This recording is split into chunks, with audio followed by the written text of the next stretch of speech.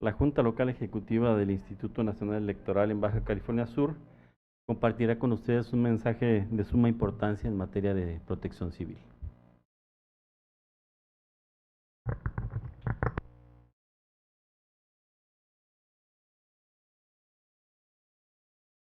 Actualmente, ustedes se encuentran en el Salón de Usos Múltiples, el cual está ubicado en el primer piso de este edificio. Evite obstruir los pasillos con objetos personales. Respete y siga las señales de evacuación. En caso de emergencia, por favor, mantenga la calma. No corra, no grite, camine siempre en fila evitando empujar a otros. Por favor, ubica la salida de emergencia más cercana a usted y en caso de evacuación, diríjase directamente hacia ella. En las siguientes imágenes puede observar las salidas de emergencia de este salón. Asimismo, le mostramos la ruta de evacuación hacia la puerta de emergencia y escaleras de emergencia. En caso de algún siniestro o emergencia, no utilice el elevador. No corra, no grite, no empuje.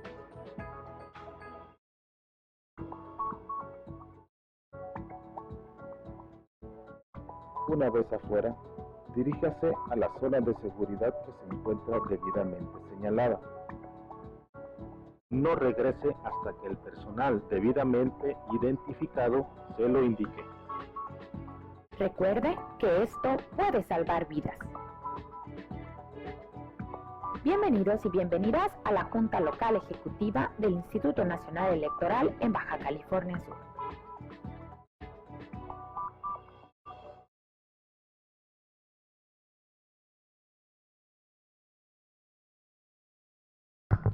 Muchas gracias por su atención. Es un gusto para nosotros contar con la presencia de distintas autoridades en materia electoral, de protección de derechos de grupos vulnerables, de instituciones públicas y público en general. Y para dar apertura de este evento, contaremos con las palabras del licenciado Rudy Castañer Cruz, quien es consejero electoral en representación del Instituto Estatal Electoral de Baja California Sur.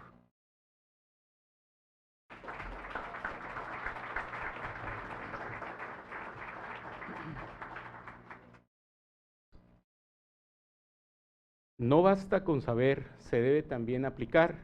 No es suficiente querer, se debe también hacer. Poet. Muy buenos días a todas las personas que nos acompañan de manera presencial y virtual. La Junta Local Ejecutiva del Instituto Nacional Electoral y el Instituto Estatal Electoral de Baja California Sur les damos la más cordial bienvenida al presente evento, la participación internacional en las elecciones del Poder Judicial 2025 en México.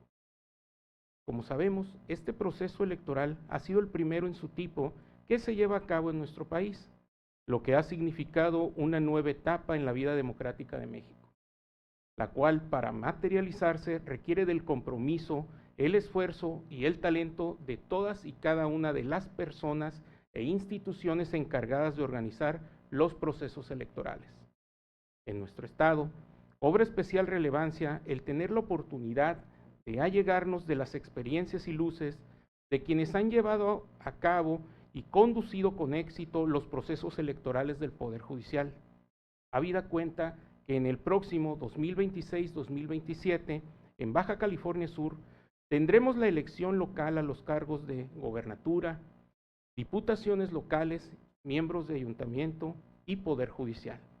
Por ello, a nombre del Instituto Estatal Electoral, agradecemos formar parte de este evento, mismo que estamos seguros enriquecerá nuestras perspectivas y conocimientos. Queremos agradecer especialmente la participación de nuestro distinguido presentador, el director de Vinculación y Cooperación Internacional de la Coordinación de Asuntos Internacionales del Instituto Nacional Electoral, licenciado Rafael Rivapalacios Galimberti, así como nuestra y nuestros comentaristas, la profesora investigadora, doctora Rebeca Lisset Buenrostro Gutiérrez, y el integrante del Comité de Participación Ciudadana del Sistema Estatal Anticorrupción, maestro en Sistemas Computacionales, César Adonai Taylor Maldonado. De igual manera, agradecemos a la delegada del Instituto Nacional Electoral en el Estado, ingeniera Cinia Álvarez Ramos, por su participación y abrir el espacio para la realización de este y otros eventos. Por otra parte, me permito agradecer la asistencia del vocal secretario, maestro Juan Pablo Figueroa García, la vocal de Capacitación Electoral y Educación Cívica, arquitecta Glenda Orozco Rentería, los vocales de Organización Electoral y del Registro Federal de Electores, maestro Iván David Gómez Cabrera y Ricardo Méndez Hernández. A mis compañeras y compañeros consejeras electorales del Instituto Estatal Electoral de Baja California Sur, licenciada Malca Mesa Arce, maestra Leticia Campo Jiménez, doctor Jesús Armando Silva Aguirre, y a la distancia al consejero presidente Alejandro Palacios Espinosa, la maestra Perla Marisol Gutiérrez Canizales y el doctor Miguel Israel Santoyo Cantabrana. Al Tribunal Estatal Electoral de Baja California Sur, magistrada presidenta, maestra Sara Flores de la Peña, y la magistrada maestra Almalicia Ávila Flores. A todas y cada una de las instituciones, de las personas que integran la Junta Local Ejecutiva, las juntas distritales, el Instituto, el Tribunal Estatal Electoral, las autoridades administrativas de salvaguardia y protección de derechos fundamentales y humanos, muchas gracias por acompañarnos.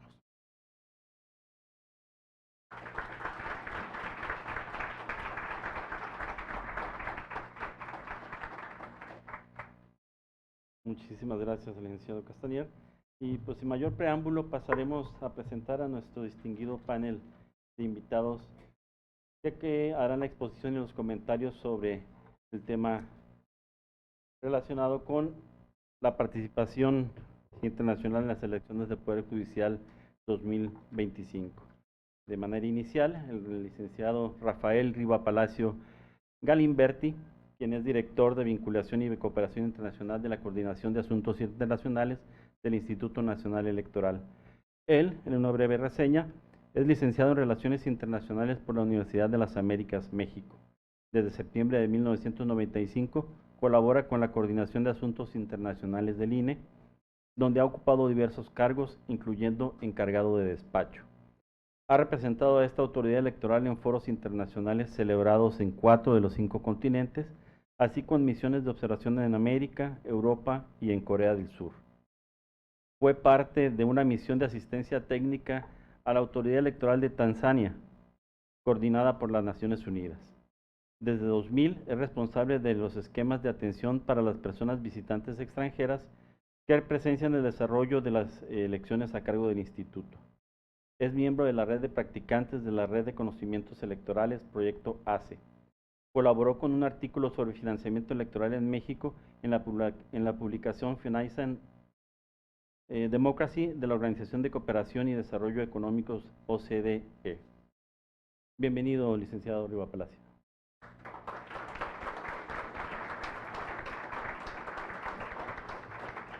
Asimismo, es un gusto y un placer poder presentar a la doctora Rebeca Lisset Buenrostro Gutiérrez, quien será comentarista de este panel, quien es doctora en Derecho por la Universidad Autónoma de Baja California.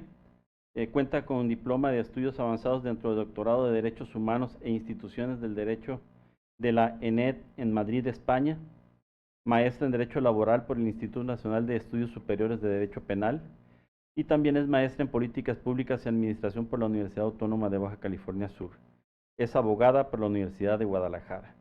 Diplomada en Psicología de Género en la Administración de la Justicia, Derecho Constitucional Procesal, Antropología Judicial, Medios Alternos de Solución de Controversias, Derecho Electoral, entre otros.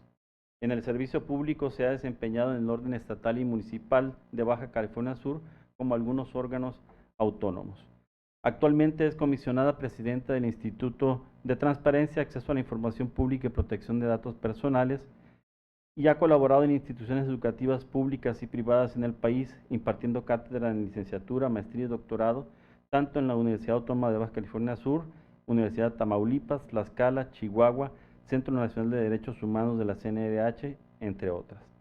Es parte del claustro de profesores del Instituto de Investigación y Capacitación Electoral del Tribunal Electoral de Jalisco, y en general ha impartido cursos, talleres y conferencias como ponente en foros nacionales e internacionales en materia de derechos humanos.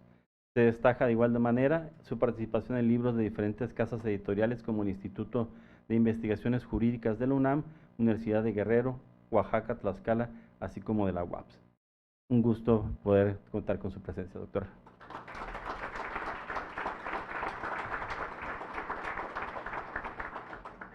También es un enorme placer presentar al maestro César Adonai Taylor Maldonado. Él es ingeniero en sistemas computacionales por el Instituto Tecnológico de La Paz y maestro en la misma rama por la Universidad Da Vinci. Cuenta con una maestría en análisis y visualización de datos masivos y título de máster en Big Data y Ciencia de Datos por la Universidad Internacional de La Rioja. Es diplomado en diversos tópicos como lo son Soft Skills y habilidades directivas, arquitectura, análisis y visualización y procesado de masivo de datos, presupuesto basado en resultado, entre otras.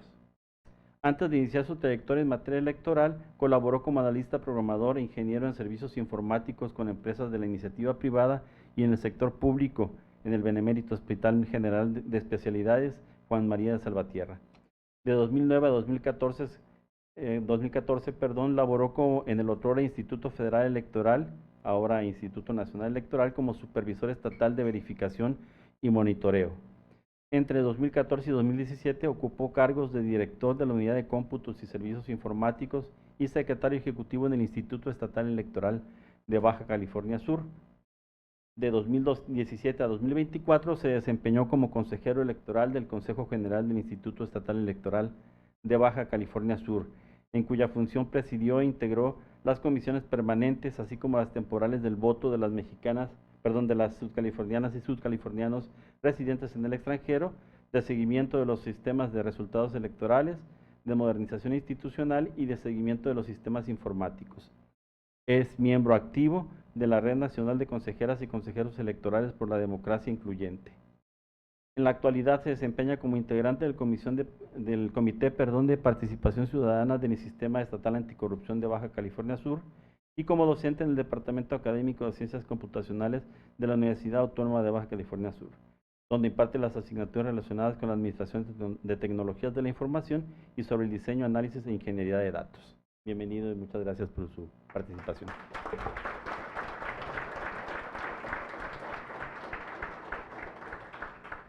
Para iniciar tendremos la participación del licenciado Rafael Riva Palacios Galimberti, para lo cual contará con 30 minutos de exposición y posteriormente vendrán los expositores. En caso de que existan preguntas, van a circular con las compañeras que se encuentran en la parte posterior. Ustedes pueden levantar la mano y les entregarán un formato para poder desarrollar su pregunta y que demos lectura aquí en esta relatoría, por favor. Adelante, licenciado. Muchas gracias. Buenos días a todas y todos, doctora Rebeca Buenrostro, maestro César Taylor. Quiero iniciar haciéndoles llegar a todas y todos un saludo de parte de la Coordinadora de Asuntos Internacionales, la maestra Marisarlén Cabral Porchas, y también agradecer tanto a nuestra delegada, la ingeniera Cinia Álvarez, al Instituto Electoral de Baja California Sur, presidido por el consejero presidente Alejandro Palacios, y hoy representado por el consejero electoral Rudy Castañeda, por permitirnos venir aquí y platicar y compartir con ustedes un poco de lo que se hizo en materia internacional en nuestra reciente elección judicial. Este no es un ejercicio, bueno, más bien sí es un ejercicio nuevo. La primera vez que hicimos presentaciones, nosotros le llamamos en otros estados, fue en la elección del año pasado. Usualmente hacemos la presentación en Ciudad de México, pero pues la Ciudad de México no es nada más la República Mexicana. La República Mexicana somos 32 estados. Por ello, pues, nuestro agradecimiento porque nos hayan recibido el día de hoy a todas y todos. Y bueno, pues, un poco a manera genérica hablar de que la observación electoral internacional es un ejercicio de conocimientos, pero también de aprendizaje.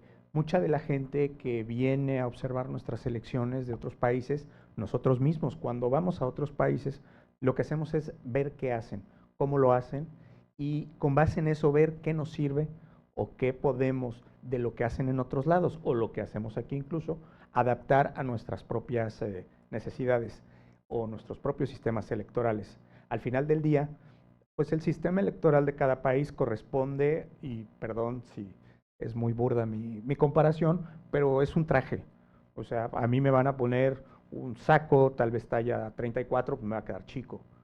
O un pantalón más largo del que yo requiero o más corto, me va a quedar mal. Pero puedo ver que si alguien se pone un traje negro con una corbata de color rojo, por ejemplo, se ve muy bien. Pero si bien no sé, en Colombia usan el traje de largo 40, pues me pongo yo un pantalón 40, voy a pisarlo. Eso es parte de lo que es la observación electoral. Y también, en algunos casos, ayuda a modificar las políticas públicas. No es el caso mexicano, pero en Panamá, por ejemplo, después de cada elección, y lo tienen por ley, se conforma una comisión de reforma electoral, que además de la autoridad electoral, va la sociedad civil, observadores nacionales, los propios partidos políticos y legisladores, y hacen un análisis de qué fue lo que hicieron bien y dónde pueden mejorar. Porque al final del día, la democracia es perfectible y hasta el día de hoy, por lo menos en mi caso, no conozco alguna democracia o algún sistema electoral que sea 100% confiable o 100% efectivo. Bien. Pasemos pues un poco a hablar de qué es un visitante extranjero. De acuerdo con nuestra legislación, un visitante extranjero es una persona con nacionalidad diferente a la mexicana que está acreditada para presenciar nuestros procesos electorales.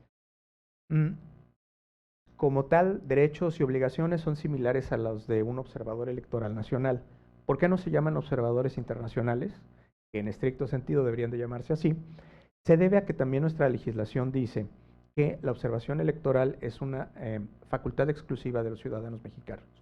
Entonces, para no contravenir esa disposición, es que desde 1994 se le puso el nombre de visitantes extranjeros. De hecho, en la reforma de mayo de 94 es cuando nuestra legislación establece que el Consejo General del Instituto, antes Instituto Federal Electoral, ahora Instituto Nacional Electoral, tiene las facultades de establecer las bases y criterios para que la gente de nacionalidad diferente a la nuestra pueda acreditarse y venir a nuestra elección. ¿Qué tiene que hacer para acreditarse? Cuando lo digo, y si hay observadores electorales aquí en la sala, seguramente van a decir, oye, ¿por qué tan fácil? Llenar su formato de acreditación, enviar copia de su pasaporte y una fotografía. Así de sencillo. A diferencia de los nacionales, no tienen que hacer algún tipo de curso o algún trámite adicional.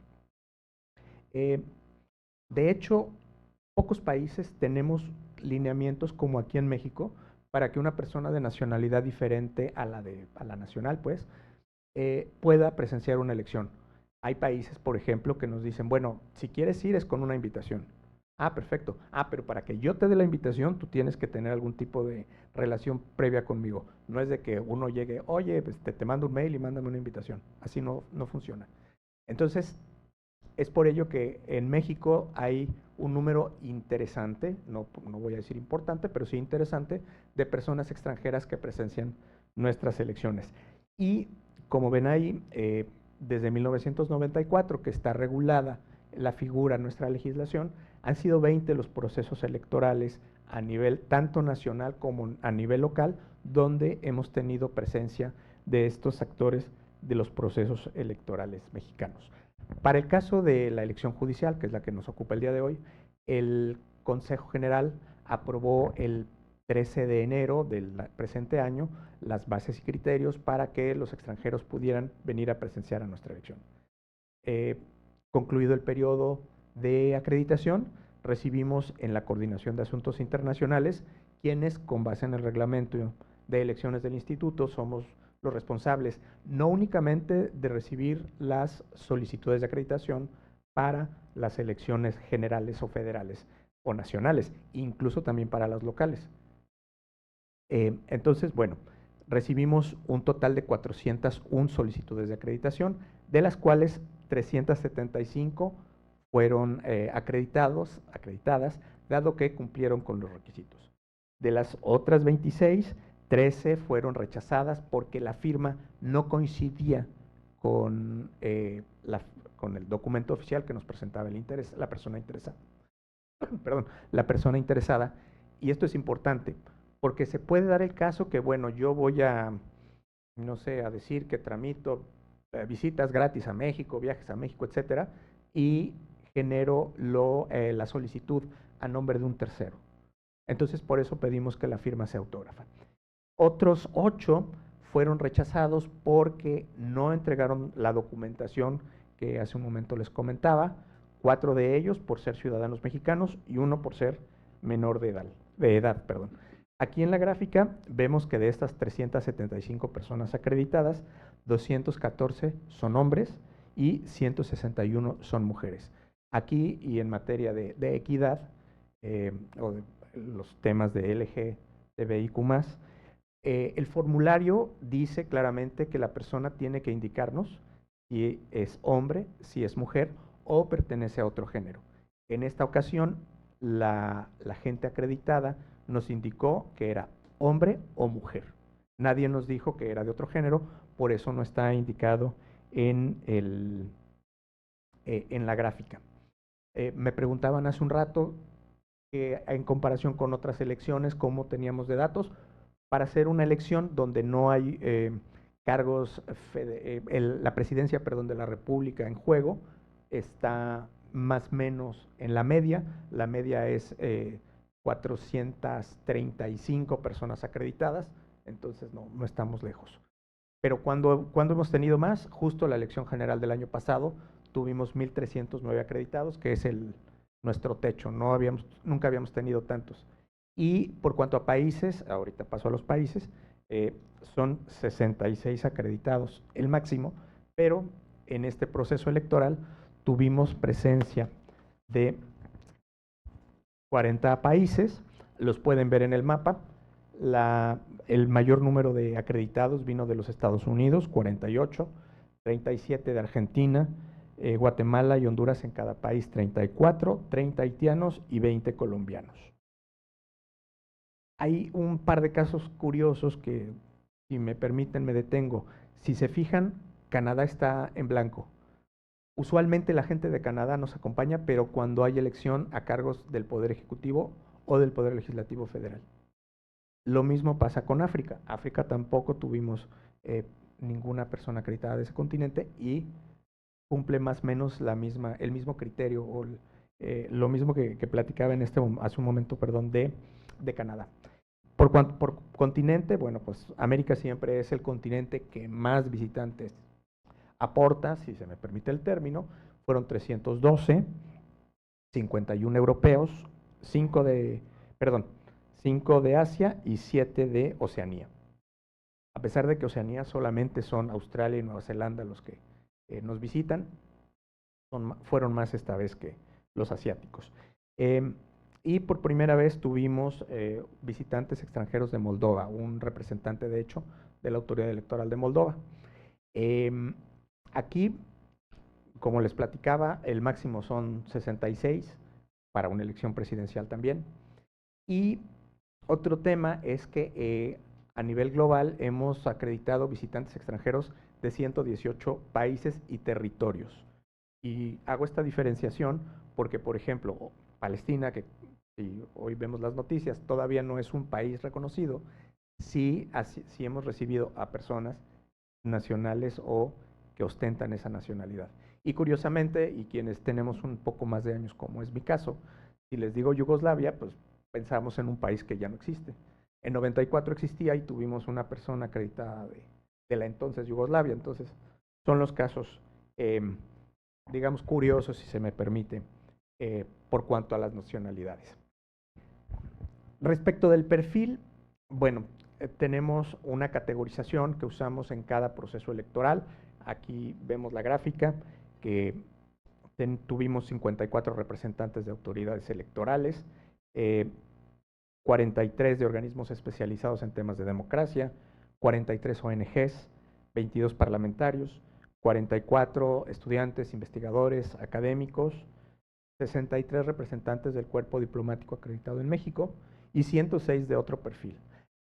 Me detengo aquí en el 106 de otro perfil porque, como recuerdan, esta elección fue sin partidos políticos y esa fue una de las cosas que se discutió en mesas de trabajo. ¿Qué tratamiento se le va a dar a los partidos políticos en una elección que la ley dice que no pueden participar? Entonces, la definición fue, acomodémoslo como parte del grupo ¿cómo se llama? Que no corresponde a los otros criterios. Si ustedes revisan los datos que emite la coordinación cada proceso electoral, se van a dar cuenta que para las demás elecciones, las otras 19, sí hacemos mención de cuántos representantes de partidos políticos vienen. Es el caso, vinieron, pero, insisto, por cuestión de la legislación, los acomodamos en el rubro, de otros. Ahora, de estos 375 visitantes extranjeros acreditadas, entregamos un total de 271 gafetes, es decir, el 72.3% de los acreditados realmente recogieron su acreditación y realizaron sus labores. De esos gafetes, la mayor parte se entregó en la Ciudad de México y gracias al apoyo, agradezco también públicamente al apoyo de la ingeniera Álvarez, uno de ellos se entregó aquí en Baja California Sur y otros 9 también se entregaron en estados diferentes a Ciudad de México. Ahora bien, como parte del acuerdo que aprueba el Consejo General, establece que la presidencia del Consejo tiene facultad de invitar a aquellas instancias con las cuales el Instituto mantiene relaciones de colaboración. Léase autoridades electorales, y ahí sí me omito la lista porque si no me acabo mi tiempo, pero sí de América, de Europa, de Asia, de África. También a organismos especializados en temas de democracia, algunos tienen sede en Estados Unidos, otros tienen sede en Sudamérica e incluso también en Europa. Y bueno, al final del día se turnaron 29 invitaciones, 14 dijeron que sí y nos acompañaron. ¿Quiénes fueron las delegaciones más grandes? La Embajada de Estados Unidos, justo uno de sus representantes estuvo por acá, y no es, más bien sí es común que la Embajada estadounidense tenga un grupo grande, incluso también acredita observadores nacionales.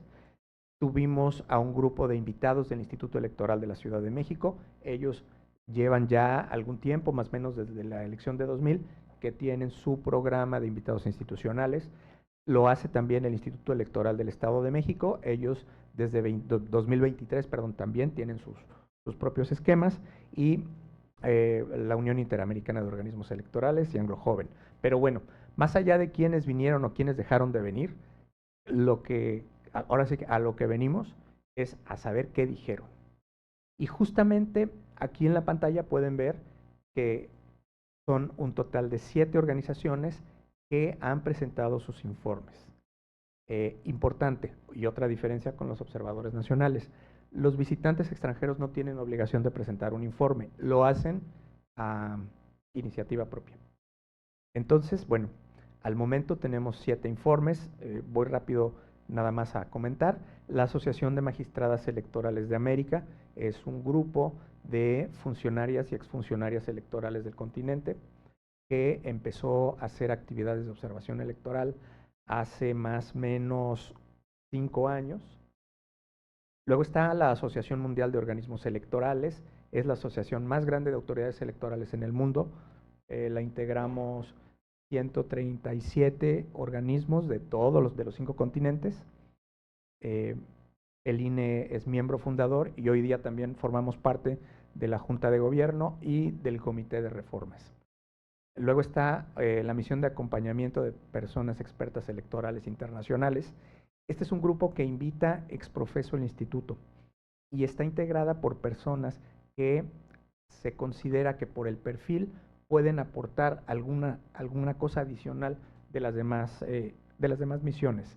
En esta ocasión estuvo encabezada por la doctora Katia Uriona. Ella fue presidenta del Tribunal Supremo Electoral de Bolivia y le tocó organizar las primeras elecciones judiciales en ese país.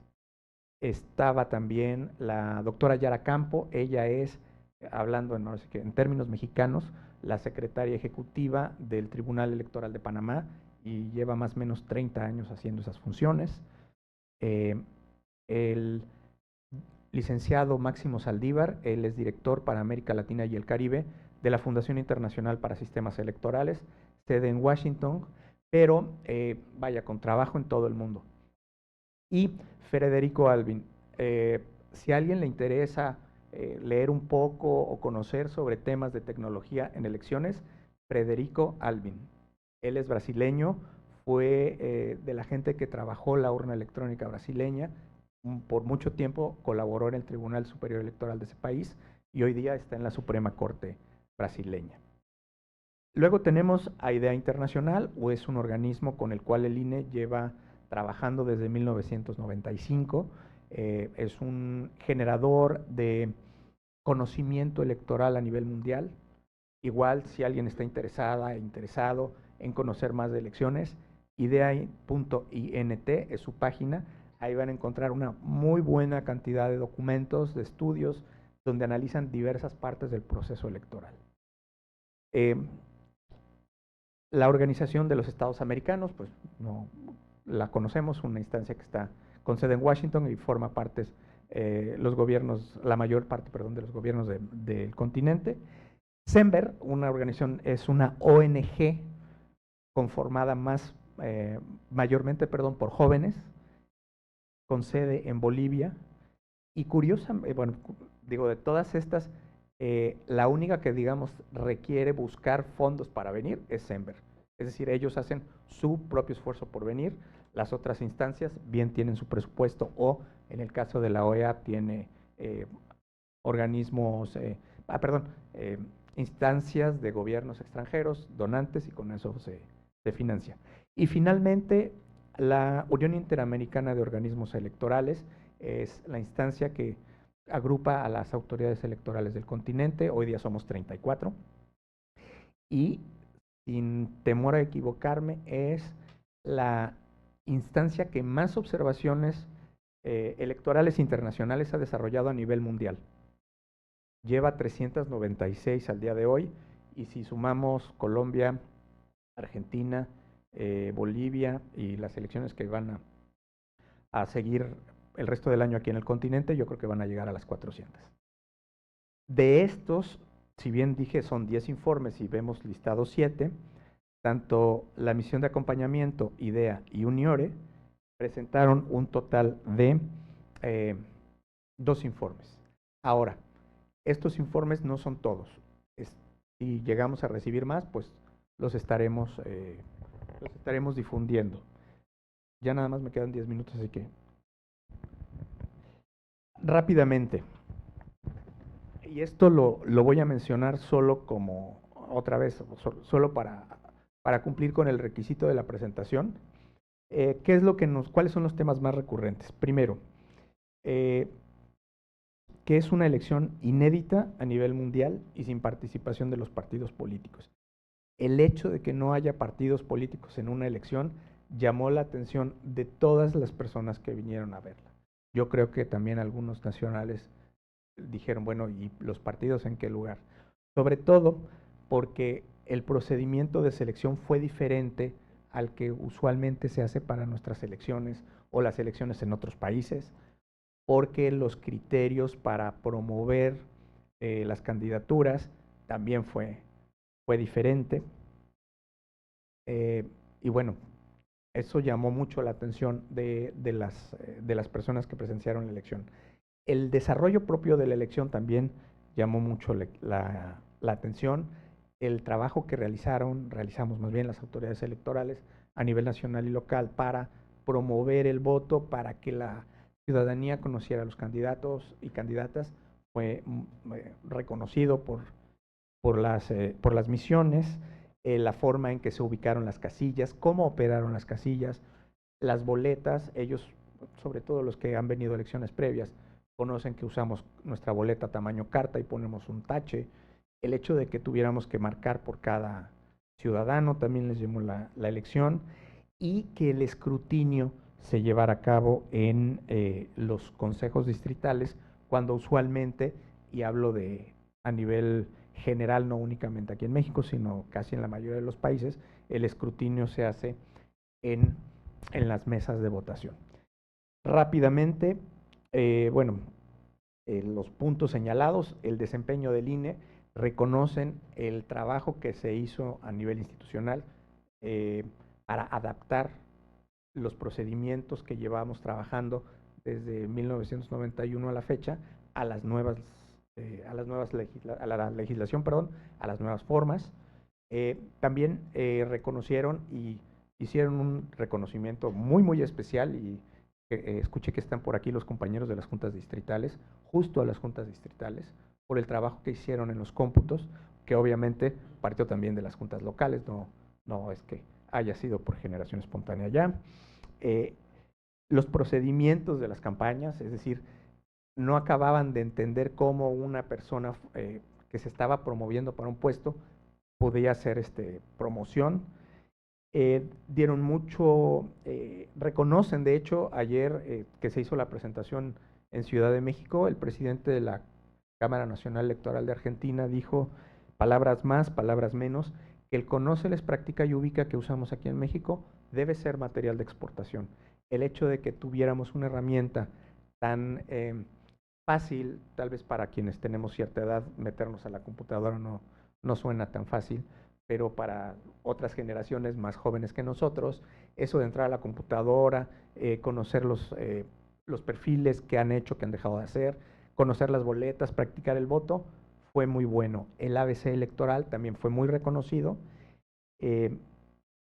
Y bueno, también el hecho de que la gente, a pesar de que nos enfrentamos, porque ahí sí debo de hablar en plural y si me permiten como ciudadano, a algo totalmente nuevo, donde tuvimos que marcar por casilla, donde ya no teníamos una urna por cargo, sino solo una urna para todos.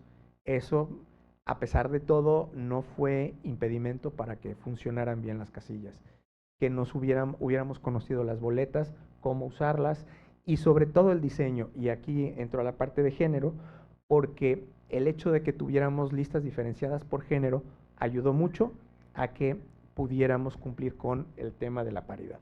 Y finalmente, y creo que lo único importante que les quiero, que tiene mi presentación, es esto. En este QR van a encontrar todos los informes, los 10 informes. Yo creo que, bueno, más que creo, quiero invitarles a todas y todos que los lean, los revisen si les interesan. Finalmente, lo que yo ahorita les pude platicar fue algo que fue lo que a mí se me hizo más interesante como ciudadano, como practicante, como funcionario electoral. Pero ahí puede haber cosas que para ustedes pudieran ser mucho más interesantes de lo que yo les platiqué. Nuevamente, ingeniera, muchas gracias. Consejero, muchas gracias. Doctora, maestro, gracias a todos.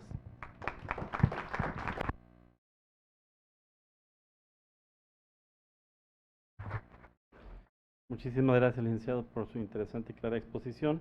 Y le pediríamos entonces como primera comentarista, la doctora Rebeca Lisset Buenrostro Gutiérrez, el uso de la voz. Muchísimas gracias. Nada más una pregunta. Después de la participación de los 10 minutos, ¿se va a dar 3 minutos de cierre? Está contemplada la respuesta a las preguntas que pueda tener el público. Okay, entonces me voy de corrido. De acuerdo. Porque no me voy a quedar con las ganas de decir lo que tengo que decir. Muy bien. Muchísimas gracias por el día de hoy y estar aquí. La verdad es que me siento en casa con muchas amigas, amigos, y por supuesto pues agradecer la invitación del Instituto Nacional Electoral, del Instituto Estatal Electoral, y pues hoy vengo en la dualidad de la que gozamos muchos. Vengo como servidora pública por parte de la Universidad Autónoma de Baja California Sur, pero también vengo como una ciudadana interesada. Cuando me invitaron a participar, me llamó muchísimo la atención y yo ya me chuté los 10 informes entre los preliminares y los finales. Hice mis resúmenes, que incluso pues dije voy a subrayar lo más importante, y como pueden ver, para mí todo es importante, así que pues me voy a dar a la tarea de hablar muy rápido para que en estos 10 minutos podamos platicar. Bien, me gusta mucho la numeralia porque eso nos ubica en el contexto de cómo pasan las cosas, ¿no? Y entonces rápidamente les voy a comentar. Se presentaron ante el INE un total de 316,430 solicitudes para ser observadores electorales, de las cuales solo 170,360 fueron aprobadas para este proceso electoral extraordinario. Como bien comentó nuestro querido compañero de panel, pues fueron 375 los que lograron la documentación para ser acreditados de los visitantes extranjeros.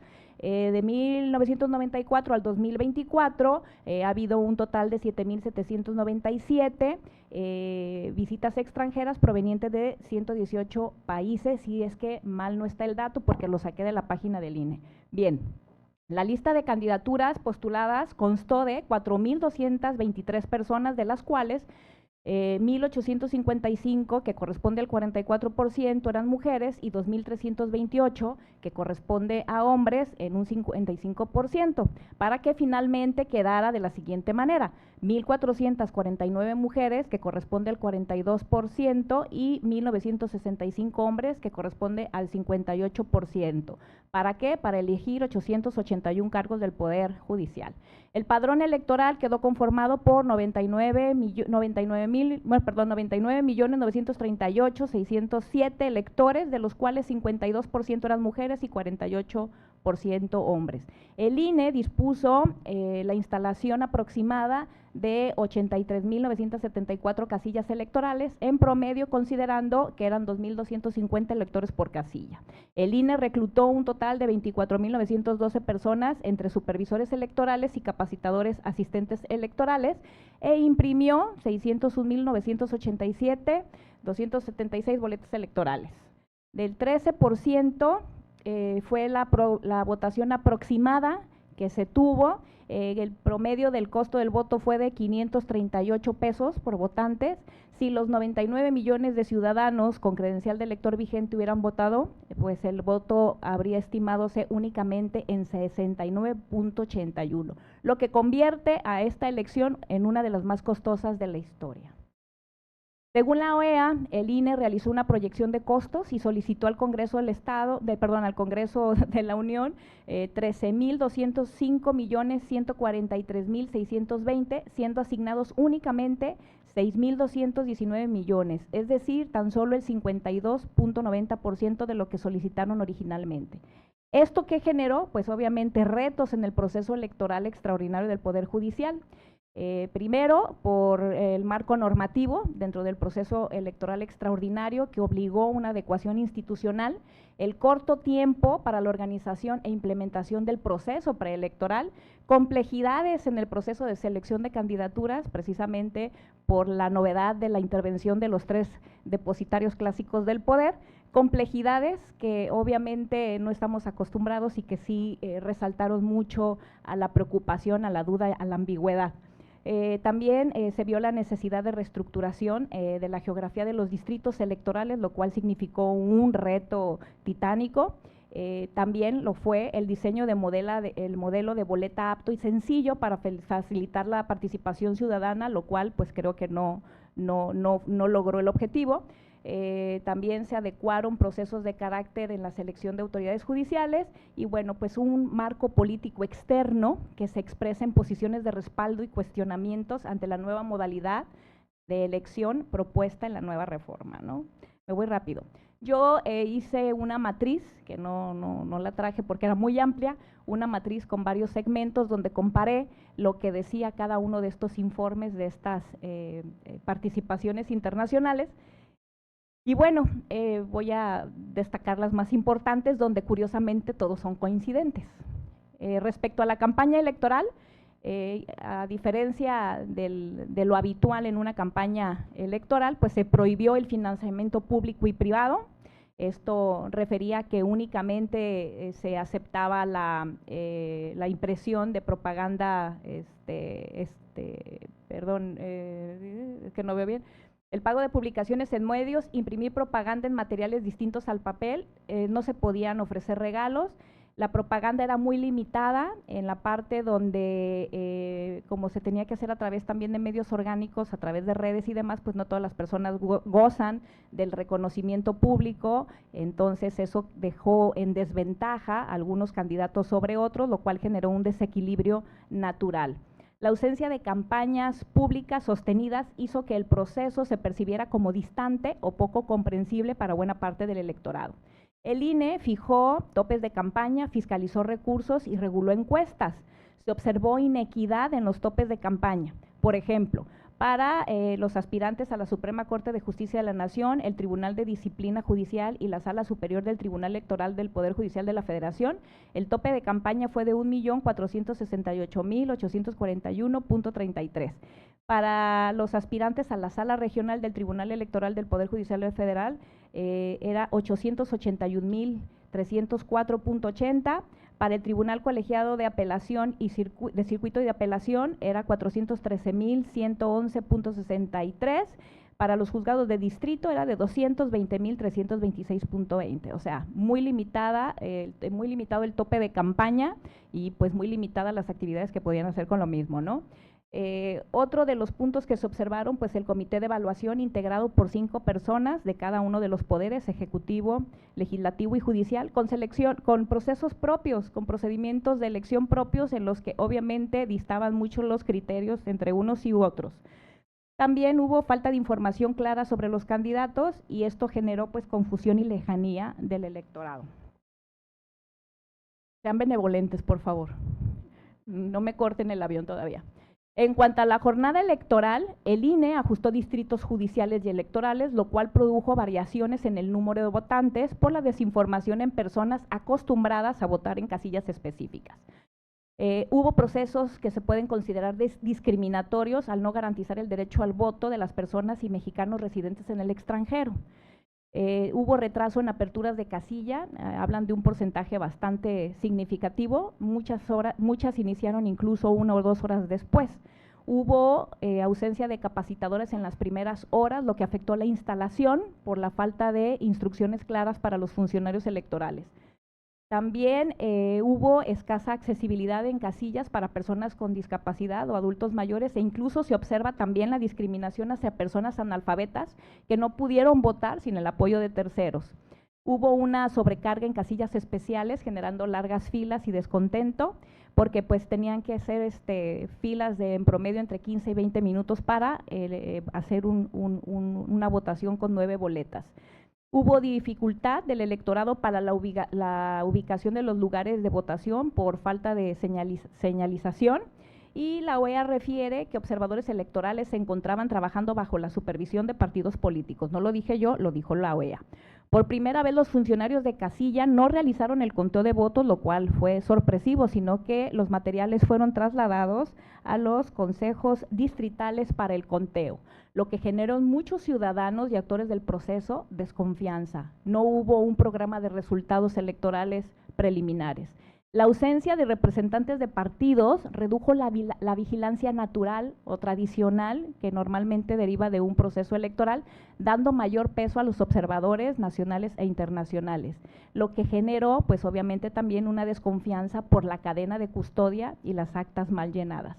La OEA manifestó denuncias por reparto de acordeones, dato confirmado por la Fiscalía Especializada en Delitos Electorales, así como el robo de 25 paquetes electorales con 131,000 boletas en Chiapas. Asimismo, constató la OEA, que 6 de los nuevos ministros fueron postulados por el Comité del Poder Ejecutivo y los 3 restantes son integrantes de la Corte actual nombrados por el expresidente, lo cual genera dudas razonables sobre la autonomía e independencia del máximo tribunal con respecto al Poder Ejecutivo.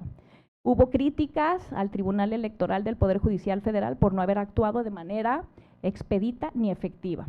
La participación, como ya lo habíamos mencionado, alcanzó en promedio el 13%, que es menor a la que hubo en el 2022 con la revocación del mandato, que fue del 17%.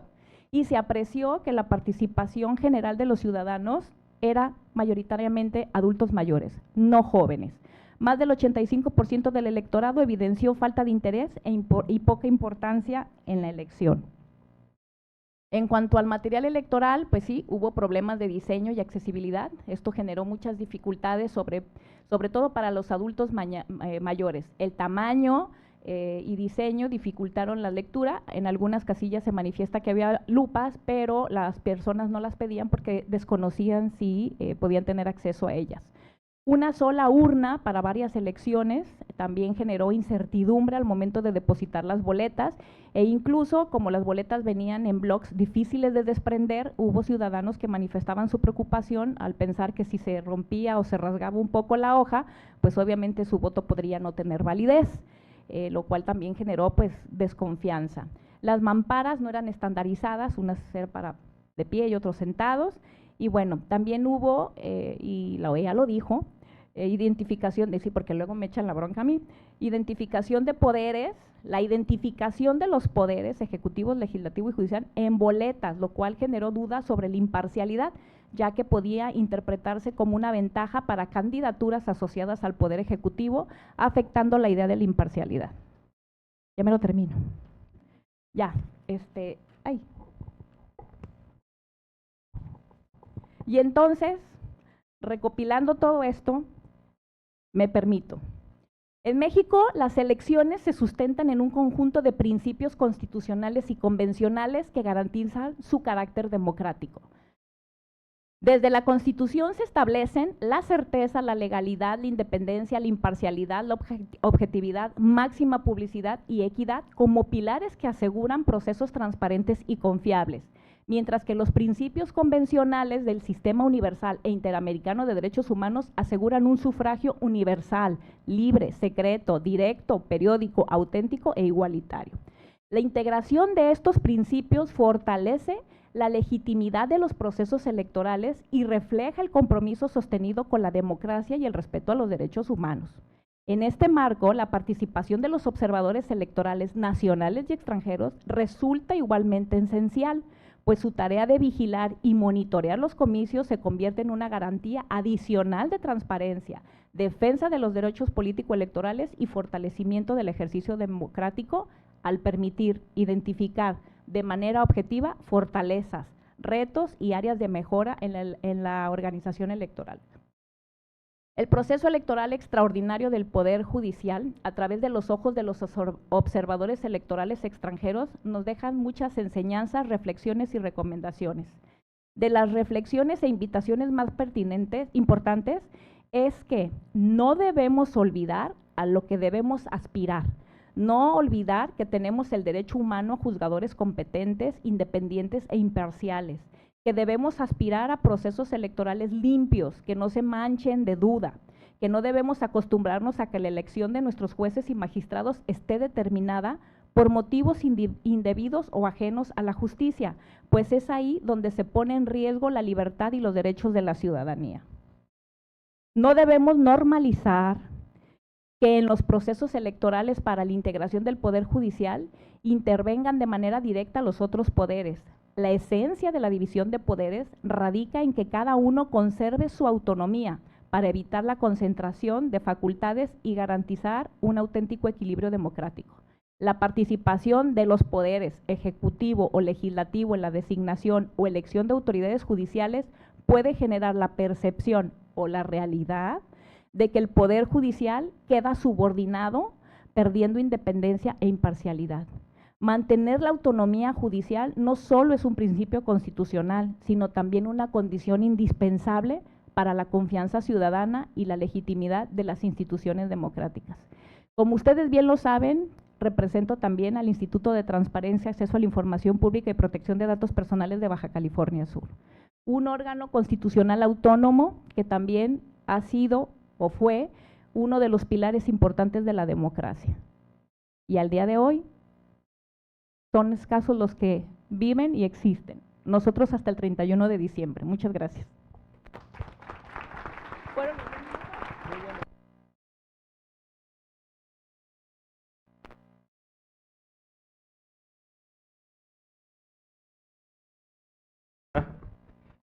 Y para concluir con los comentarios, le pediremos al maestro César Adonai Taylor Maldonado que pueda compartirnos, por favor.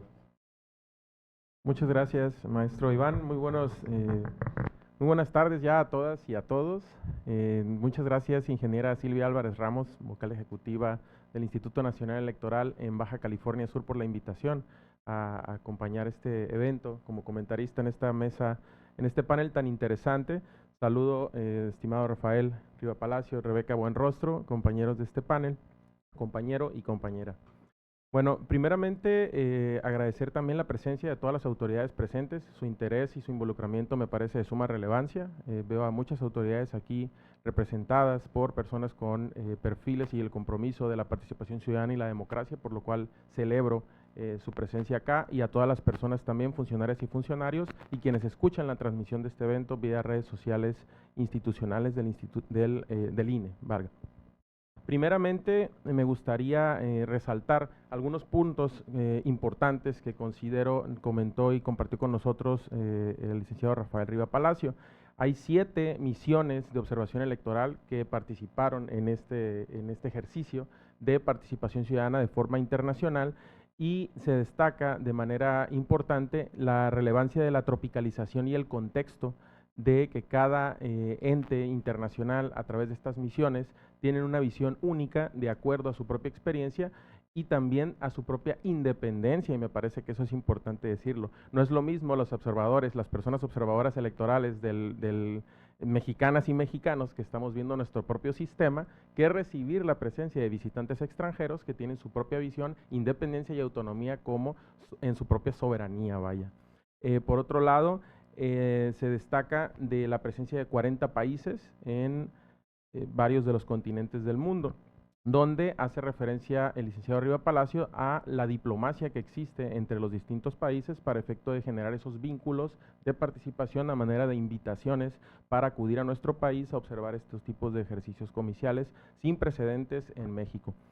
Respecto de puntos relevantes de los propios informes, alcancé a revisar algunos. Ya no me dejó mucho la doctora Rebeca, obviamente, porque hizo un trabajo bastante extenso de revisión y profundidad sobre los informes. Sin embargo, quiero destacar algunos puntos que me parecen bastante interesantes. Ya se comentó que en México el 13% fue el nivel de participación ciudadana que se presentó, y en Baja California Sur fue 9%. Hubo distintos rangos y niveles en todas las entidades federativas.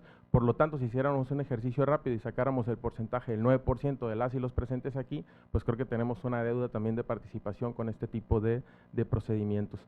Hubo sin precedentes un número muy alto de votos nulos y boletas no marcadas depositadas en las urnas, en las casillas, y se reconoce, por supuesto, el tiempo tan breve en el que el Instituto Nacional Electoral pudo organizar una elección de esta naturaleza. Entre 8 y 9 meses, me parece, fue el tiempo que contaron para ello, y por lo tanto, pues es una de las fortalezas que las propias organizaciones en esta misión, en estas misiones diversas, reconocieron a la dicha autoridad nacional. Por otra parte, observan y advierten que, si bien es cierto, hay comités de evaluación para seleccionar a las personas candidatas y dictaminar respecto a su procedencia, hay áreas de oportunidad en ese sentido, y una comentaba la doctora Rebeca muy clara: hay procedimientos únicos, es decir, no hay estándares ni criterios definidos de manera homologada en estos criterios de selección. Y uno de los puntos primordiales que estas organizaciones pusieron en la mesa es que no hay examen técnico. Es decir, queda hasta cierto punto discrecional por parte de estos comités de evaluación, sin implementar instrumentos de evaluación técnica que asegurarán el ejercicio pleno, correcto, adecuado de los perfiles de las personas que lleguen a ocupar los cargos en los distintos órganos de la impartición de justicia en nuestro país, en todos los niveles locales y federal, por supuesto. Por otra parte, se ha hablado bastante del tema de los acordeones. Yo puedo decir que soy una persona pues bastante liberal, en el sentido de que creo en la libertad de expresión y de decisión, y por lo tanto puedo, en mi opinión personal, decir: ¿los acordeones qué? Pues la gente finalmente es libre para poder emitir su voto. Pero eso tiene una implicación mucho mayor, porque hablamos de recursos, de dónde salieron esos acordeones, qué estructuras se están moviendo. Es una situación estructural justamente que es hasta cierto punto evidente que hay participación de organizaciones, quizás entes públicos, quizás recursos públicos, y eso creo que hay que decirlo, ¿no? O a lo mejor otros orígenes de financiamiento, que peor aún, o no sé, puede ser hasta incluso ilícito, ¿no? Entonces, eso yo creo que hay que dejarlo en la mesa, hay que reflexionar al respecto, y por supuesto es donde entra de manera fuerte e importante los trabajos de fiscalización del Instituto Nacional Electoral. Algunas otras fortalezas que considero relevantes es el sistema el sistema Conóceles, ubica que las misiones internacionales reconocieron de manera especial, dijeron incluso de exportación, hicieron el comentario como nos compartió el licenciado Riva Palacio, una herramienta de exportación internacional, y creo que eso hay que decirlo, eso tiene que seguir mejorando en lugar de eliminarlo o quitarlo de este tipo de elecciones. Por otra parte, bueno, compartirles un poquito de la experiencia. Cuando yo iba a votar en esas elecciones, utilicé la herramienta del sistema Conóceles y la verdad me abrumé.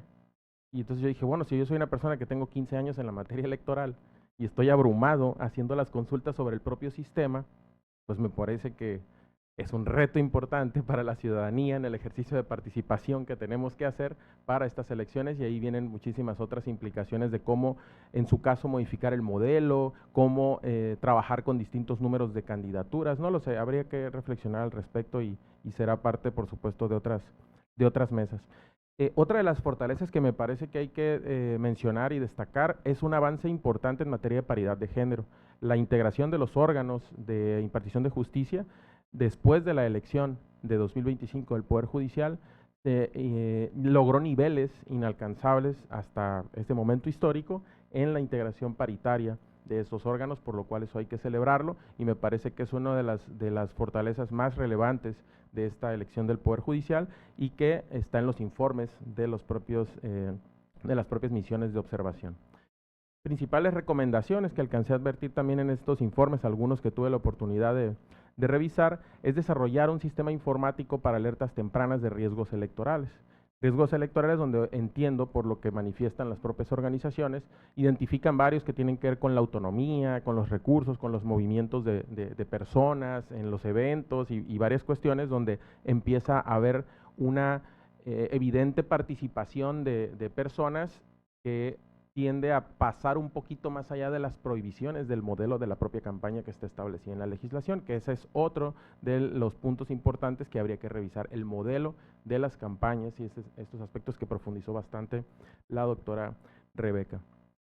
Finalmente, lograr una mejor coordinación interinstitucional para garantizar la integridad electoral, y yo creo que el punto más relevante acá sería también pensar en que todas y todos somos responsables del pleno ejercicio este tipo de procesos electorales, es decir, las personas mexicanas que aquí vivimos, y hay que participar, hay que involucrarnos y hay que aprender que esta es una nueva modalidad que ya existe en nuestra legislación y hay que trabajar con ella.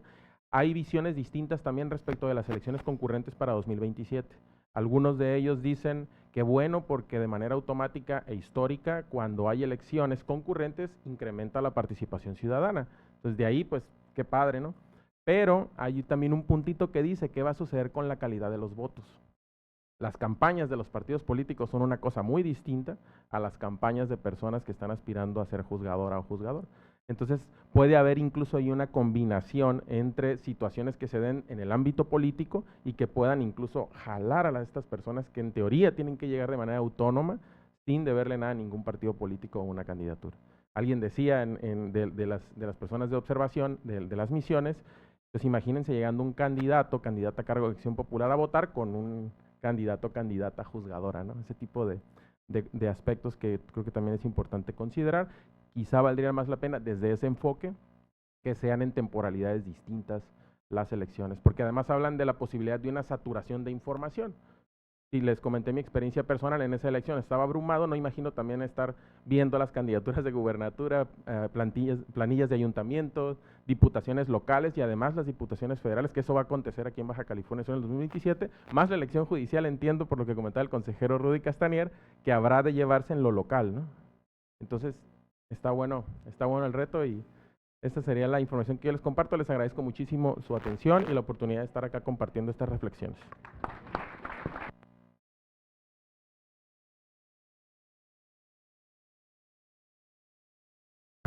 Muchísimas gracias, maestro Taylor. Gracias al panel por compartir con nosotros esta información.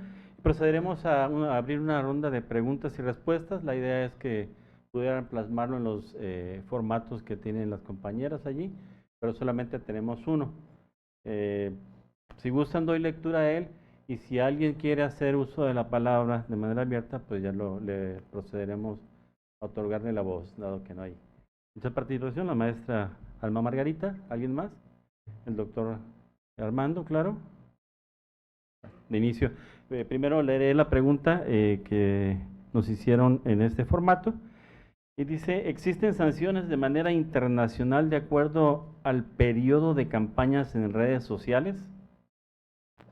Y la siguiente, que es asociada con esta primera, ¿cómo se llevan a cabo este tipo de procedimientos o de rastreo?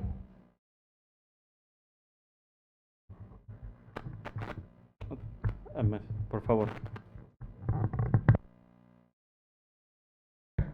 Gracias. No hay ningún tipo de lineamiento, incluso hasta ahorita no hay algunos países que tienen recomendaciones, pero sanciones como tal por el uso de redes sociales en procesos electorales no hay. Y a nivel internacional, pues sí, tal vez recomendaciones pudiera haber, que sí se está trabajando por lo menos a nivel América Latina en establecer algunos lineamientos básicos, mínimos, para que podamos tener una mejor fiscalización de las redes sociales. Sin embargo, al momento no hemos llegado hasta allá. Muchas gracias. Entonces daremos el uso de la voz a la maestra Alma Margarita. ¿Alguien que pueda tener el micrófono, por favor? Gracias. Muchísimas gracias por las exposiciones. Yo quisiera hacerles una pregunta y también un comentario. Primeramente, el licenciado Rafael Riva Palacio, una recomendación y pregunta también al mismo tiempo, ¿qué posibilidades hay de que realmente en la exposición que hace, que es amplia y puntual, pudiera realmente incorporar, digamos, todas esas informaciones de datos duros del inédito retroceso de este proceso electoral, que no solamente fue el más costoso de la historia de México y América Latina, sino también el más pobre en la participación de la historia de México y de la región de América? O sea, eso hay que decirlo, hay que ser serios y decirlo. ¿Para qué? Para que realmente mejoremos y nos demos cuenta, ¿no? Y también me parece que la situación, que agradezco mucho que la doctora Rebeca incorporó estas informaciones, que efectivamente más de 450 millones, se trata de la mayor cifra de votos nulos en una elección federal en nuestro país. O sea, eso es gravísimo. Y me parece que sí tiene que venir una persona externa que no está dentro del INE haciendo esto para mencionarlo, que yo le agradezco mucho a la doctora Buenrostro. Sí, pero también en todos los datos que mencionaste del informe de la OEA, que también lo leí, porque es muy, muy grave, ¿no? Entonces, o sea, realmente la recomendación y cómo informar esto en las próximas mesas que se den a conocer para hacer algo serio desde la presencia del INE, que tiene un reconocimiento muy amplio, pero que en este proceso electoral mucha gente se decepcionó, incluso por las decisiones que se dieron en el Tribunal del Poder Judicial de la Federación, en muchos sentidos. No voy a entrar ahí, pero ha sido conocido y difundido a nivel internacional, ¿no? A la maestra, a la doctora Buenrostro, le pediría que nos pudiera sugerir en términos de transparencia, porque también tenemos este retroceso de la desaparición de los órganos autónomos independientes, terrible retroceso también del sexenio pasado, y que pues eso generó otro tipo de elecciones y que las vamos a seguir sufriendo. O sea, ¿qué tenemos que hacer para que realmente se pueda impactar, tener de alguna manera una transparencia como antes se daba, en otros momentos que sí existía un órgano de transparencia al que podíamos acudir, pero que hoy no existe, aunque ahorita todavía estemos de aquí a diciembre, ¿no? Eso es gravísimo. Y finalmente, en el comentario que hace el maestro Taylor en relación a los acordeones electorales, o sea, maestro, usted tiene una larga trayectoria en órganos electorales y sabemos que los acordeones, pues definitivamente generaron toda la sospecha que venía de un partido político, ¿no? Porque las personas que estaban ahí ligadas, pues el oficialismo está totalmente ligado, ¿no? Entonces, esto es muy serio y la ciudadanía ya lo ha denunciado, no solamente expertos internacionales. Entonces, con la trayectoria que tiene usted desde ahí, ¿qué podría decir en términos que deberíamos de mejorar para que esa estrategia de acordeones electorales o de otras cosas que se creía que ya se habían eliminado desde hace 30 años en México, pues no vuelvan a resurgir? O sea, tomando en cuenta toda su trayectoria, que pudiera comentarnos qué se tendría que hacer. Gracias. Muchas gracias, maestra. ¿Gustan participar en este momento o escuchamos la participación del doctor Armando Silva y después ustedes? ¿Sí gustan, señores? Adelante. Yo prefiero contestar de una vez porque luego se me olvida la pregunta. Sé que tenía que ver algo con transparencia. No, bueno. Por ahí dice el dicho, cuando veas las barbas de tu vecino cortar, pon las tuyas a remojar. Creo que es fundamental el despertar de las conciencias. Es el momento en el que los ciudadanos tenemos que activarnos, porque ciertamente es un retroceso. Y vamos pues en contra de todo lo que refieren los principios y las características que se emulan en los derechos humanos, como el de la progresividad. En su momento, cuando el INAI empezó a vivir la tormenta de la reforma constitucional que se publicó el 24 de diciembre del 2000, perdón, el 20, ya me olvidé el número, pero era el de diciembre del 2024, fue sorpresivo porque 3 meses antes se vivía en la idea de que era algo que no iba a suceder. No, es que cómo van a desaparecer un organismo constitucional autónomo que deriva de todo un histórico, estamos adheridos a la Convención Americana de los Derechos Humanos, el Sistema Universal de los Derechos Humanos lo refiere, no, hombre, esto es imposible que suceda y sucedió.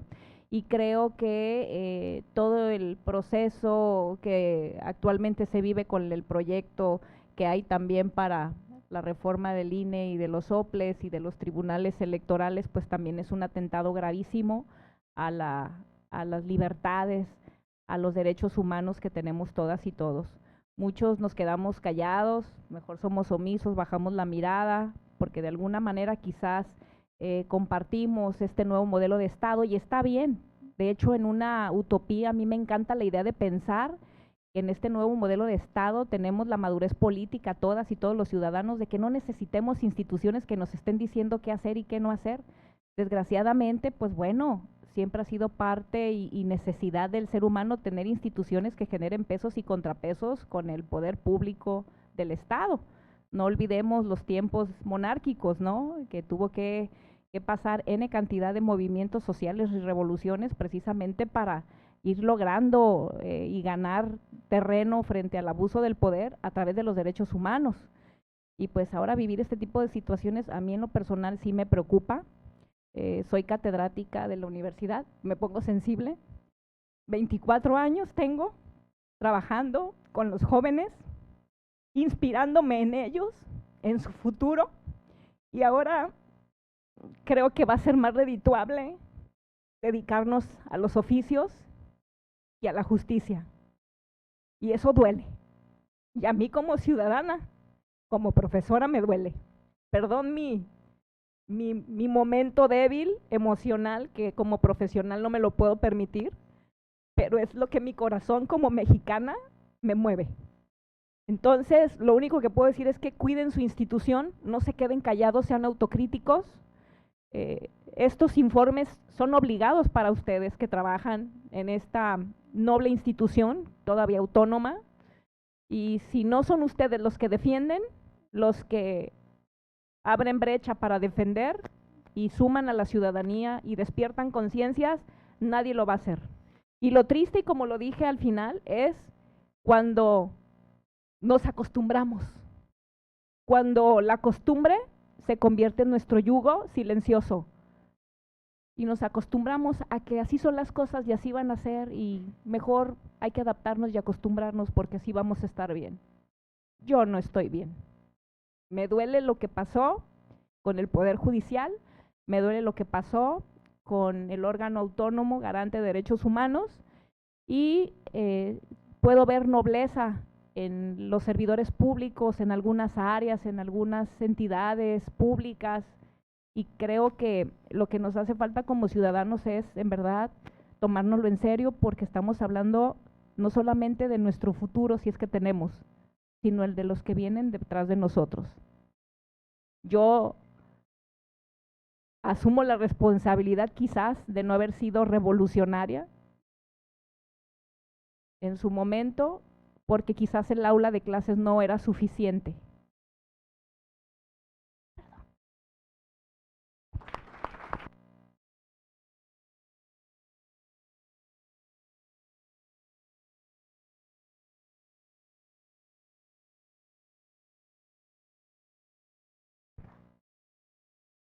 Gracias por la recomendación. Sí, la idea de venir aquí y platicar de qué fue lo que dijeron o qué nos dicen los informes no es hacer énfasis en algunos sí o en algunos no, sino hablar de manera general. Lo ideal hubiera sido que estuviera aquí sentado, como era nuestra intención inicial, alguna persona representante de estas asociaciones, de estos organismos, perdón, para que dijeran de voz propia qué fue lo que vieron, qué hicimos bien, qué se hizo mal y esos etcétera.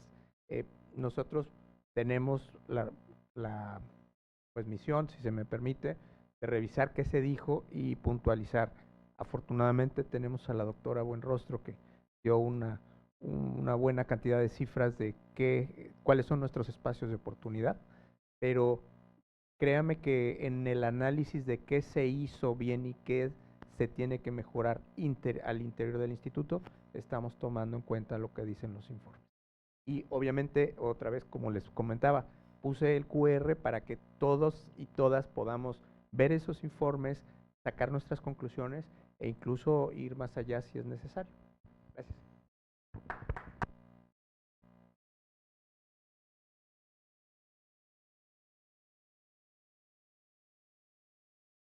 Buenas tardes de nuevo.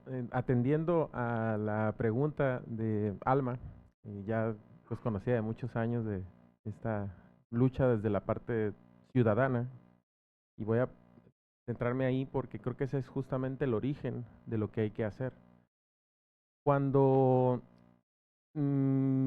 pasó esta situación de los acordeones, obviamente en mi dualidad de ciudadano, me preocupé bastante también. Me preocupé porque es evidente que hay una participación, una influencia sobre las propias elecciones.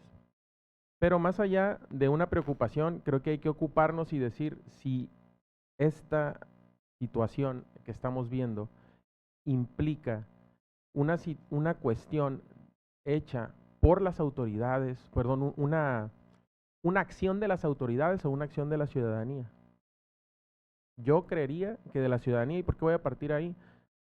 Las instituciones como el Instituto Nacional Electoral y los organismos públicos locales electorales son autoridades administrativas que hacen un excelente trabajo. Y me preguntaste y me pediste que lo hiciera desde mi trayectoria.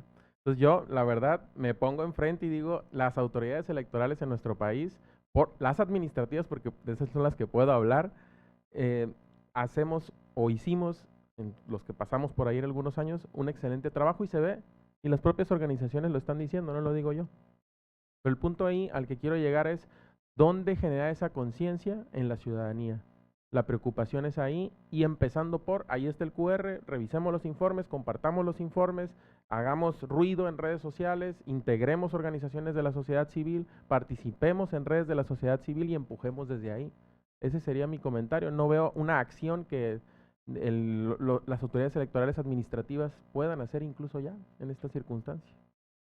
Y hay otra cosa, ese despertar de conciencia va a implicar, me parece, en algo que es generar mayor sensibilidad y es donde entra la sutileza.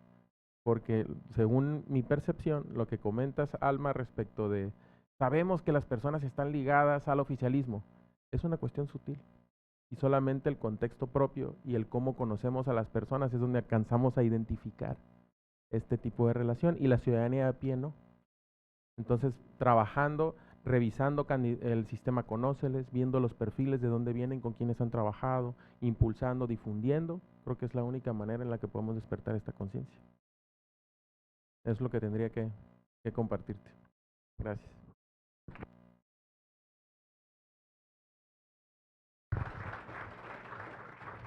Muchísimas gracias.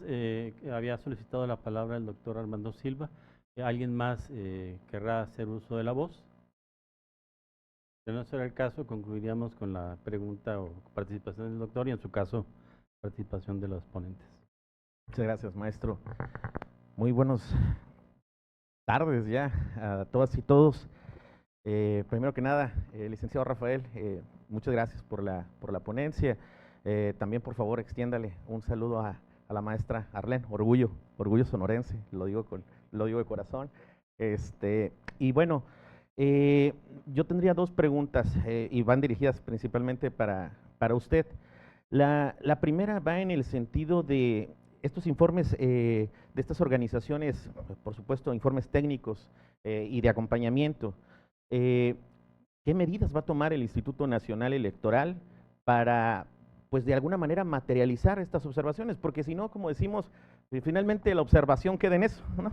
Un bonito ejercicio y no digamos que la paseada, ¿no? Pero pues finalmente tiene que tener una implicación clara y por supuesto que pueda tener impacto. Comentaba, por ejemplo, creo que el caso de Panamá, que me pareció por demás relevante, no recuerdo si era Panamá o Bolivia, que sí tenía un impacto en sus reformas Panamá, en sus reformas electorales, ¿no?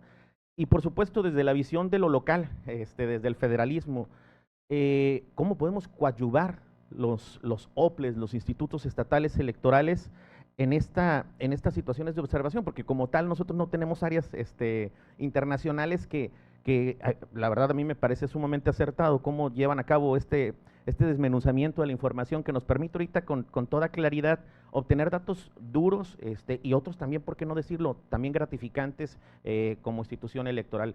Entonces, serían mis dos preguntas, desde lo nacional, ¿qué se va a hacer? Y la recomendación a lo local, porque pues nosotros estamos allá escasos meses también de iniciar nuestra primera elección judicial. Muchas gracias. Gracias, maestro. No nada más orgullo sonorense, la maestra Cabral también es orgullo del Servicio Profesional Electoral Nacional.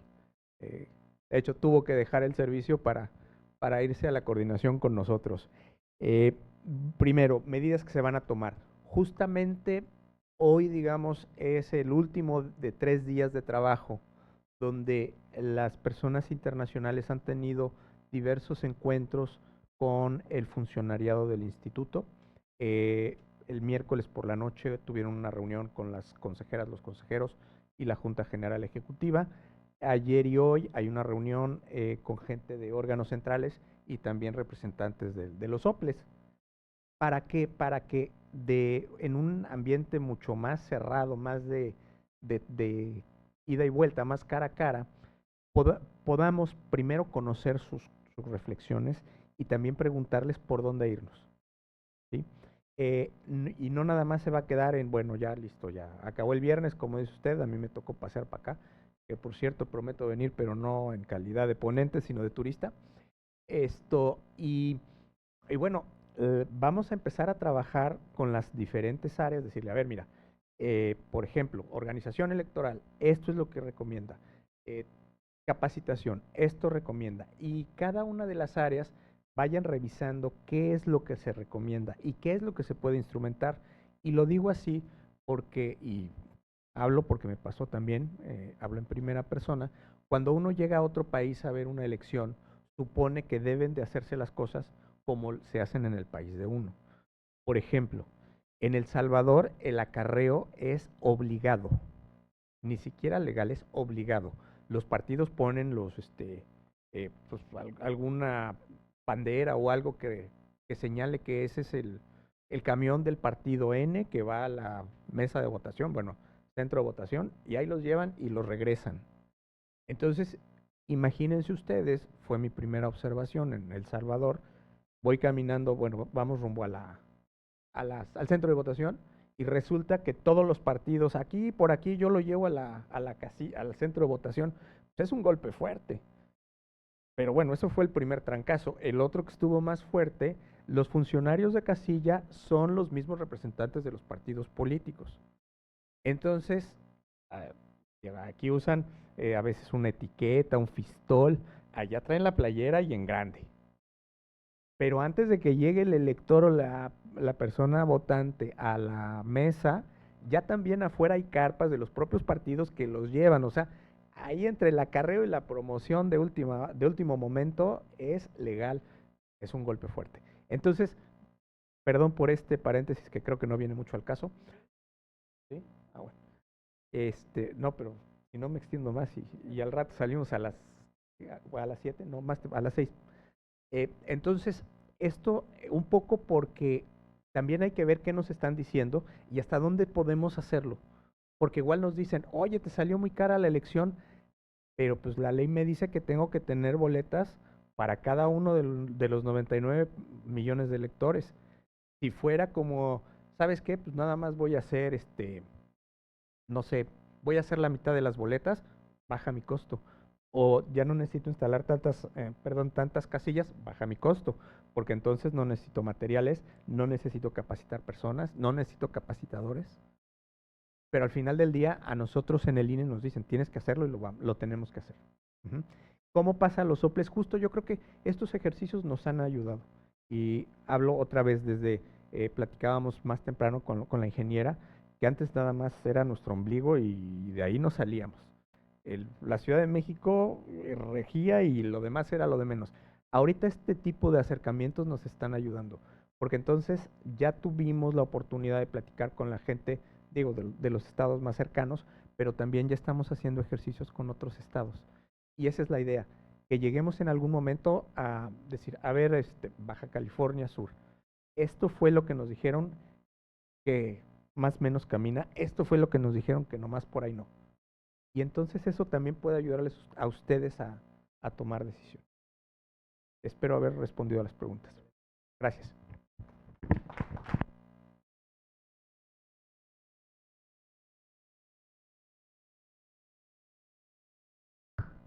Muchísimas gracias por su respuesta y al no haber más intervenciones, le pediríamos a la ingeniera Cinia Álvarez Ramos que nos ayude con el cierre del evento.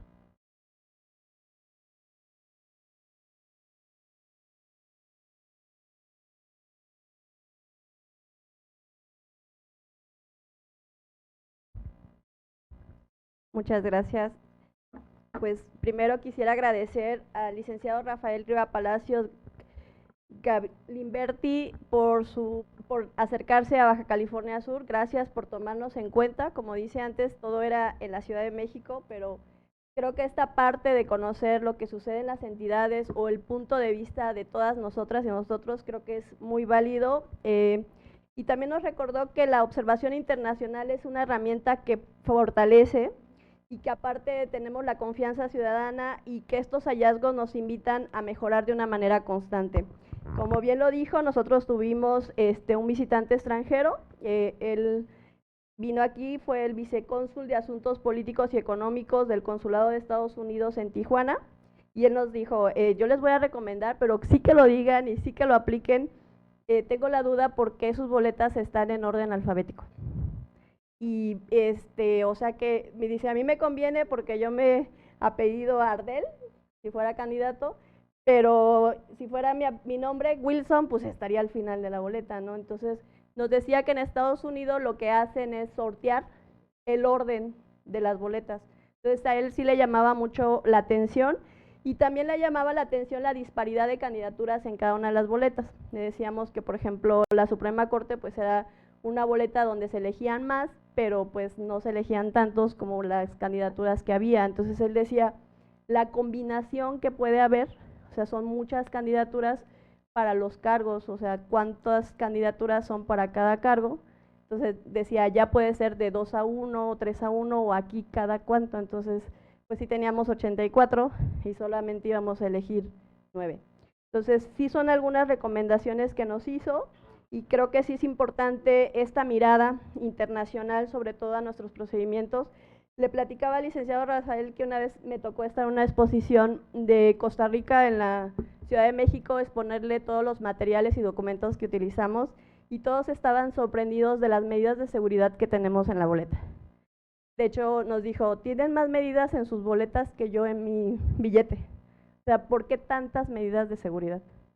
Y otra pregunta que nos hacían es, ¿por qué tienen que hacer los cómputos en tan poco tiempo? O sea, el lunes ya inician sus funciones, pues no pasan varios meses. Y entonces, ¿por qué desgastan hacia su gente? O sea, ¿por qué lo tienen que hacer tan rápido y en tan poco tiempo? Nosotros nos tardamos un mes en dar resultados. Entonces, son las sinergias que hay en otros países y creo que es importante conocerlas y llevar a cabo este comparativo, ¿no? Entonces, conocer esto es para mí muy relevante y bueno, quiero agradecer también las valiosas intervenciones de la doctora Rebeca Lisset Buenrostro Gutiérrez, muchísimas gracias doctora, y del maestro César Adonai Taylor Maldonado, quienes nos enriquecieron con sus reflexiones, su perspectiva y sobre todo su experiencia. También quiero agradecer al Instituto Estatal Electoral por este acompañamiento en la organización de este evento. Muchísimas gracias. El consejero Rudy, que está en representación del consejero presidente, que también andan en algunos eventos precisamente en esta evaluación del proceso electoral. Déjenme decirles que también tuvimos algunos informes de los observadores electorales acá, los mexicanos y mexicanas, sin embargo no en el número de los participantes, porque tuvimos más de 1,700 observadores electorales y no tuvimos más de 10 informes, entonces el nivel de esta entrega del informe es muy poco, sin embargo aquellas observaciones, aquellas propuestas que nos hicieron las vamos a tomar en cuenta, porque siempre que terminamos un proceso electoral lo evaluamos y esta es parte de la evaluación, lo que opinan tanto los observadores electorales mexicanos como los visitantes extranjeros. Y como bien lo dijo el consejero Ruiz, pues estamos a la vuelta de la esquina y una de las cosas que pedimos es esta separación de las elecciones, es decir, no hacerlas en un mismo momento porque yo estoy preocupada desde ahorita, la integración de las mesas directivas de casilla en Baja California Sur se nos complica mucho, sobre todo en Los Cabos, y instalar 2 mesas directivas de casilla pues es para no dormir. Entonces, pero creo que es importante todas las reflexiones que tuvimos aquí y agradezco a todas y a todos. Veo personas del Tribunal Estatal Electoral, veo personas del propio IE, veo también acompañamiento de algunas autoridades, estudiantes, las propias juntas distritales, muchísimas gracias y sobre todo agradecer a la coordinación por hacer esto en las entidades, no solamente quedarse de manera centralizada y sobre todo haber volteado a Baja California Sur. Muchísimas gracias a todas y a todos.